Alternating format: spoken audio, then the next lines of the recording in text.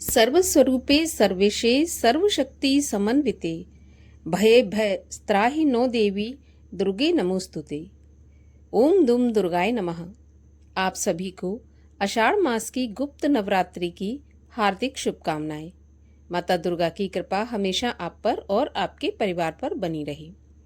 स्वागत है आप सभी का हमारे चैनल पर।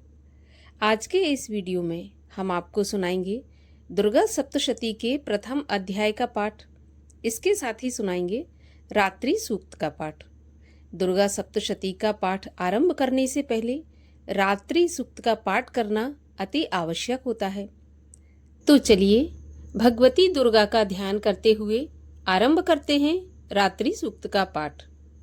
महातत्व आदि रूप व्यापक इंद्रियों से सब देशों में समस्त वस्तुओं को प्रकाशित करने वाली ये रात्रि रूपा देवी अपने उत्पन्न किए हुए जगत के जीवों के शुभ अशुभ कर्मों को विशेष रूप से देखती हैं और उनके अनुरूप फल की व्यवस्था करने के लिए समस्त विभूतियों को धारण करती हैं। ये देवी अमर हैं और संपूर्ण विश्व को, नीचे फैलने वाली लता आदि को तथा ऊपर बढ़ने वाले वृक्षों को भी व्याप्त करके स्थित हैं। इतना ही नहीं, ये ज्ञानमय ज्योति से जीवों के अज्ञान अंधकार का नाश कर देती हैं। पराचित शक्ति रूप रात्रि देवी आकर अपनी बहन ब्रह्म विद्यामयी उषा देवी को प्रकट करती हैं, जिससे अविद्यामय अंधकार स्वतः नष्ट हो जाता है। वे रात्रि देवी इस समय मुझ पर प्रसन्न हो, जिनके आने पर हम लोग अपने घरों में सुख से सोते हैं। ठीक वैसे ही जैसे रात्रि के समय पक्षी वृक्षों पर बनाए हुए अपने घोंसलों में सुखपूर्वक शयन करते हैं। उस करुणामयी रात्रि देवी के अंक में संपूर्ण ग्रामवासी मनुष्य, पैरों से चलने वाले गाय, घोड़े, पशु आदि, पंखों से उड़ने वाले पक्षी एवं पतंग आदि, किसी प्रयोजन से यात्रा करने वाले पथिक और बाज आदि भी सुखपूर्वक सोते हैं। हे रात्रिमयी चित शक्ति, तुम कृपा करके वासनामयी वृकी तथा पापमय वृक्क को हमसे अलग करो। काम आदि तस्कर समुदाय को भी दूर हटाओ। तदनंतर हमारे लिए सुखपूर्वक तरने योग्य हो जाओ। मोक्षदायिनी एवं कल्याणकारिणी बन जाओ। हे उषा देवी, हे रात्रि की अधिष्ठात्री देवी, सब ओर फैला हुआ ये अज्ञानमय काला अंधकार मेरे निकट आ पहुंचा है। तुम इसे ऋण की भांति दूर करो। जैसे धन देकर अपने भक्तों के ऋण दूर करती हो, उसी प्रकार ज्ञान देकर इस अज्ञान को भी हटा दो। हे रात्रि देवी, तुम दूध देने वाली गौ के समान हो। मैं तुम्हारे पास आकर स्तुति आदि से तुम्हें अपने अनुकूल करता हूँ।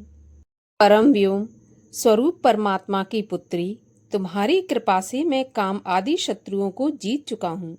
तुम स्तोम की भांति मेरे इस भविष्य को भी ग्रहण करो। और आइए अब सुनते हैं दुर्गा सप्तशती के प्रथम अध्याय का पाठ। महर्षि मार्कंडेय जी बोले, भगवान सूर्य के पुत्र सावर्णी की उत्पत्ति की कथा को मैं विस्तार से कहता हूँ, सो आप ध्यान से सुनिए।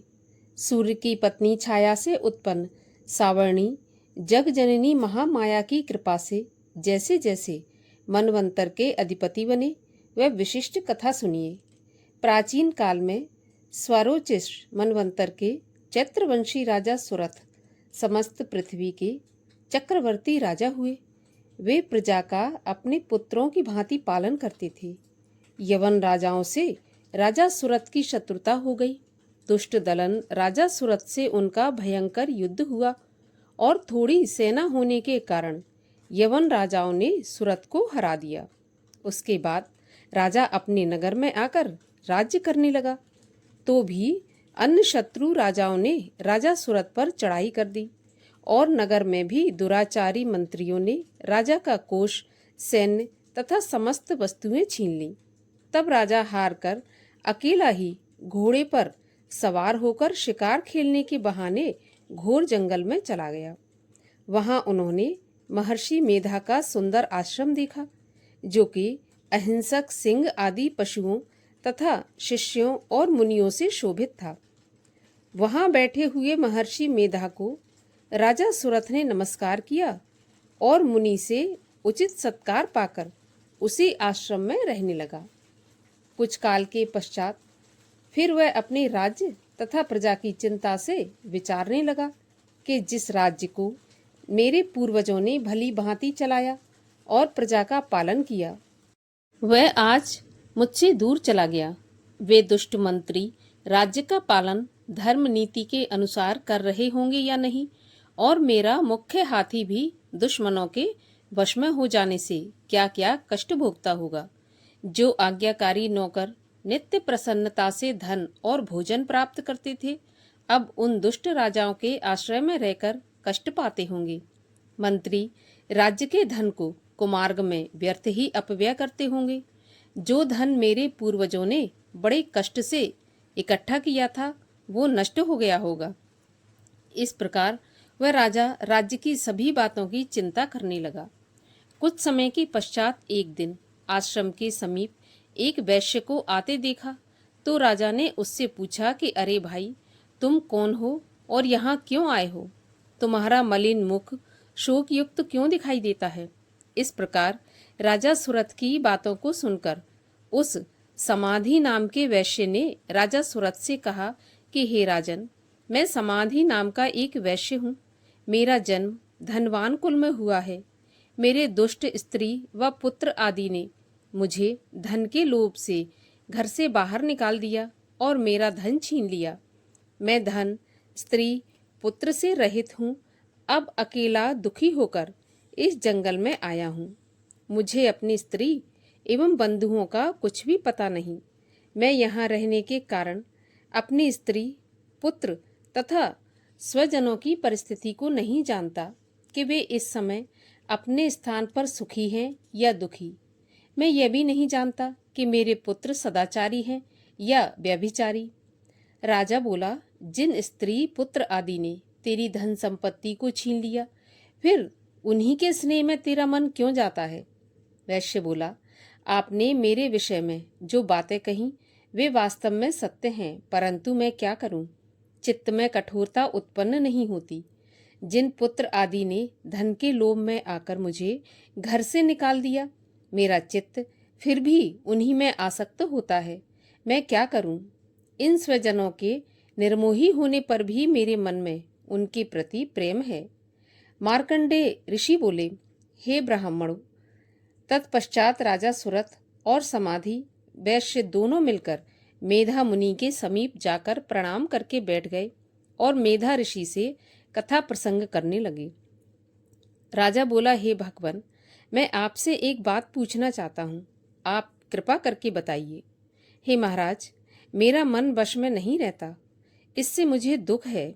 गए हुए राज्य तथा अन्य सभी स्त्री पुत्र बांधवों की ममता मुझे अभी तक बनी हुई है। हे मुनि श्रेष्ठ, ये जानते हुए भी मेरा स्नेह उनसे अज्ञानियों की भांति बढ़ता जाता है और इस समाधि वैश्य को इसके स्त्री पुत्र आदि ने त्याग दिया तथा इससे घर से बाहर निकाल दिया। यह भी उनमें अत्यंत आसक्त रहता है। इसी तरह हम दोनों बहुत दुखी हैं। हे महाभाग, उनके दोषों को जानते हुए भी हम दोनों का हृदय उनके प्रति ममता में आसक्त रहता है।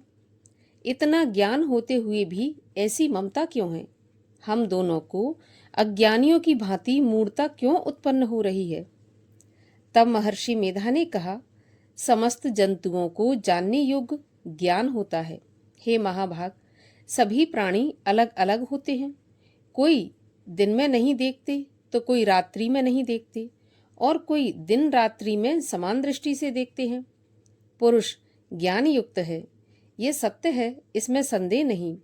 केवल इसमें ही नहीं, सभी पशु पक्षी मृग आदि में भी मनुष्य की भांति ज्ञान होता है। यह स्थूल ज्ञान होता है।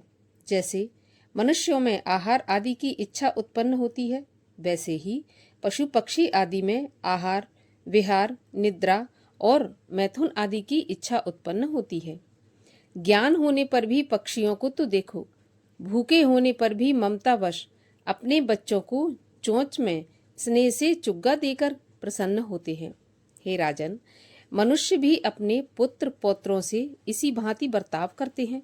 वह पालन पोषण इस इच्छा से करते हैं कि जब हमारी वृद्धावस्था आएगी तब हमारा वे पालन पोषण करेंगे। क्या तुम यह नहीं देखते कि पुत्र आदि उनका भरण पोषण ना भी करें तो भी माता पिता तो करते ही हैं, क्योंकि विश्व की स्थिति को रखने वाली महामाया के प्रभाव से वे मोह के गड्ढे में डाल दिए जाते हैं। इसमें कोई आश्चर्य नहीं है, क्योंकि ये भगवान विष्णु की योग निद्रा है जिससे संसार मोहित हो जाता है। यही भगवान की महामाया है। वह भगवती देवी बड़े बड़े ज्ञानियों के चित्त को जबरदस्ती खींचकर मोह में डाल देती हैं। इस देवी ने ही चराचर विश्व को उत्पन्न किया है और यह देवी प्रसन्न होकर भक्तों को वरदान देती हैं जिससे मुक्ति मिलती है। वही मुक्ति की परम हेतु सनातनी ब्रह्म ज्ञान स्वरूपा विद्या है।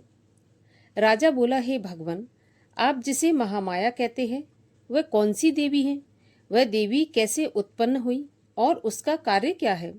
उसका स्वभाव, स्वरूप, उत्पत्ति आदि के विषय में मैं सुनना चाहता हूँ। सो आप सभी वृत्तांत मुझे सुनाइए। ऋषि ने कहा, वह देवी नित्य हैं और चराचर में व्याप्त हैं, तथापि उनकी उत्पत्ति अनेक भांति से है। इस कथा को तुम मुझसे सुनो। ये भगवती देवताओं के कार्य सिद्धि के लिए उत्पन्न होती हैं और अजन्मा होकर भी उत्पन्ना कहलाती हैं। जब भगवान विष्णु संपूर्ण विश्व को त्याग अनंत में जल ही जल कर देते हैं, योग निद्रा में शेष शैया पर शयन कर रहे थे, उस समय विख्यात मधु और कैटब नाम के दो घोर असुर भगवान विष्णु के कान की मेल से पैदा होकर ब्रह्मा जी को मारने के लिए तैयार हुए। ब्रह्मा जी विष्णु भगवान की नाभि कमल पर स्थित थे। उन दोनों भयंकर असुरों को मारने को आते देखकर और भगवान विष्णु को सोता हुआ देखकर ब्रह्मा जी योग निद्रा की प्रसन्नता के लिए एकाग्र मन से स्तुति करने लगे, जिससे कि भगवान विष्णु के नेत्रों से भगवती योग माया अपना प्रभाव हटा लें और भगवान जाग जाएं। वह योग माया विश्वेश्वरी जगत माता, स्थिति एवं संहार करने वाली भगवान विष्णु की अतुल तेज वाली निद्रा स्वरूपा अनुपम शक्ति हैं। ब्रह्मा जी बोले, हे महामाये, तुम स्वाहा अर्थात देवताओं को पालने वाली हो। तुम स्वधा अर्थात पितृश्वरों का पोषण करने वाली हो। तुम ही वष्टकार स्वर अर्थात इंद्र को यज्ञ का हिस्सा पहुंचाने वाली हो। अमृत भी तुम ही हो, अक्षरों में स्वर तुम ही हो तथा नित्य आधी मात्रा तुम ही हो। हे देवी, तुम ही संध्या, सावित्री और संसार की जननी हो। और हे मातेश्वरी, विश्व को उत्पन्न, पालन और संहार करने वाली आप ही हो। आप ही महाविद्या, महादेवी, महासुरी हो। आप ही समस्त चराचर के तीनों गुणों सत्व, रज, तम को उत्पन्न करने वाली प्रकृति हो। आप ही कालरात्रि हो। आप खड्ग, शूल, घोर, गदा, चक्र, शंख, धनुष बाण, भुषुंडी, परिघ आदि अस्त्र शस्त्रों को धारण करने वाली हो। हे देवी, आप ही सौम्यता हो तथा संसार में आप ही अति सुंदर हो। पर तथा अपरों में श्रेष्ठ आप ही परमेश्वरी हो, जो इस विश्व की रचना और पालन संहार करते हैं। उन भगवान विष्णु को आपने अपनी निद्रा के वश में कर लिया है। फिर भला बताइए कि कौन आपकी प्रार्थना करने में समर्थ है, जबकि आपने भगवान विष्णु, शंकर तथा मुझसे यह शरीर ग्रहण कर लिया है। आप तो अपने प्रभाव से स्वयं प्रकाशित हो। मधु और कैटब नाम के इन महादुष्टों को आप मोह लीजिए और विश्वपति भगवान विष्णु को जगाइए। इन दोनों महाअसुरों का संहार करने के लिए भगवान को बुद्धि दीजिए। ऋषि बोले, इस प्रकार जब ब्रह्मा जी ने मधु और कैटब असुरों के संहार के लिए तथा भगवान विष्णु को जगाने के लिए तामसी देवी की प्रार्थना की, तो उसी समय भगवान विष्णु के नयन, मुख, नाक, भुजा, हृदय और वक्ष स्थल से निकलकर अव्यक्त योग माया उपस्थित हो गई और योग निद्रा से भगवान जाग गए। उसके बाद भगवान विष्णु ने उन पराक्रमी, वीरवान मधु और कैटभ असुरों को देखा, जिनकी ब्रह्मा जी को खाने के लिए आंखें लाल हो रही थीं। तब भगवान विष्णु ने शेष शैया से उठकर उन असुरों से 5000 वर्ष तक बाहु युद्ध किया। अति बलशाली महाउन्मत्त दोनों असुरों को महामाया ने मोहित कर रखा था। अतः दुष्टों ने भगवान से कहा कि आप हमसे वरदान मांगो। भगवान ने कहा, यदि तुम मुझ पर प्रसन्न हो तो मेरे हाथों तुम्हारी मृत्यु हो जाए। मैं तो केवल यही वरदान चाहता हूँ। ऋषि बोले, इस भांति जब भगवान ने उनसे यह वरदान ले लिया तो वे भगवान से कहने लगे कि हमें सर्वत्र जल ही जल दिखाई देता है, इसलिए हे भगवान, हमारा वध उस स्थान पर कीजिए जिस स्थान पर पानी न हो। ऋषि मेधा ने कहा, तब भगवान विष्णु ने शंख, चक्र और गदा धारण किए और उनसे तथास्तु कहा और दोनों के सिर अपनी जांघों पर रखकर चक्र से काट दिए। इस प्रकार ये महामाया देवी श्री ब्रह्मा जी की प्रार्थना करने पर स्वयं उत्पन्न हुई हैं। हे राजन, मैं अब इसके प्रभाव को बताता हूँ, सो आप ध्यान से सुनो। आज की कथा का अर्थात प्रथम अध्याय का समापन यहीं पर होता है। अगले अध्यायों की कथा सुनने के लिए चैनल को सब्सक्राइब करके अवश्य रखिए और आज की कथा अच्छी लगी हो तो लाइक करके शेयर करिए, साथ ही कमेंट में जय माता दी अवश्य लिखिए।